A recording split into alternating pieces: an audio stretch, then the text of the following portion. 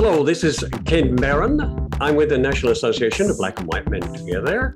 And today I'd like to ask you to subscribe to our channels and comment if you wish, and like us in all of the platforms that we're involved with. Today, our talk is on right-wing education. Now, freedom of speech and thought has long been a key element of the American ideal. This is despite all the ways in which we have failed to live up to our self-image. Above all, the vast injustices that sprang from the original sin of slavery. Everybody knows about the big lie, the refusal by a large majority of Republicans to accept the legitimacy of a lost election. But there are many other areas in which freedom is not just under assault, but in retreat. As a former teacher, the attack on education is one of the most egregious.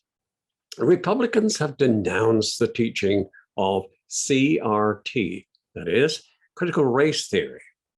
Most voters have absolutely no idea what that CRT is, and it isn't actually being taught in public schools.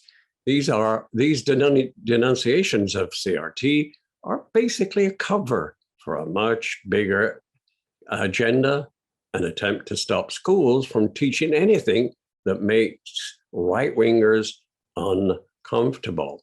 For example, a Florida state bill proposed seeks to restrict discussions that would make workers and students, quote, feel discomfort, guilt, anguish, or any other form of psychological distress on account of his or her race, color, sex, or national origin. The bill cites as its two prime examples of things that must not happen in school, quote, denial or minimization of the Holocaust and the teaching of critical race theory.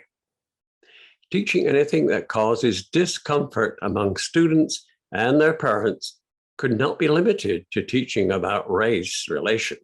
So the invasion of Iraq or how we could get involved in Vietnam could make them feel, uncomfortable.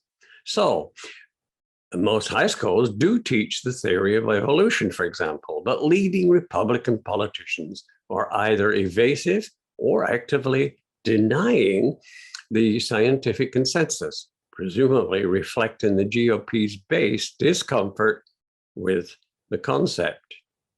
Oh, and given the growing emergence of anti-vaccination as an badge of conservative allegiance, how long will it be before basic epidemiology, maybe even the germ theory of disease, gets the critical race theory treatment?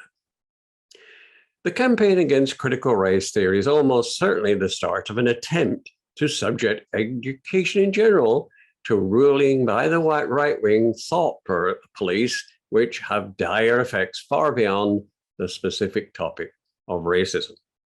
State-sponsored vigilantes could rise if Ron DeSantis, Florida's governor, proposed, quote, Stop Woke Act that would empower parents to sue school districts they claim teach critical race theory and collect lawyers' fees, a setup modeled on the bounties under Texas's new anti-abortion law. There has been no point over the past 5 years when warnings about right-wing extremisms have proved overblown. This outrage should be stopped. This is Ken Barron. I came to you with the National Association of Black and White Men Together. I'm glad you're here to listen to us. Hopefully you'll like us, you comment, and visit us on all of the sites. Signing off right now. Thank you so much.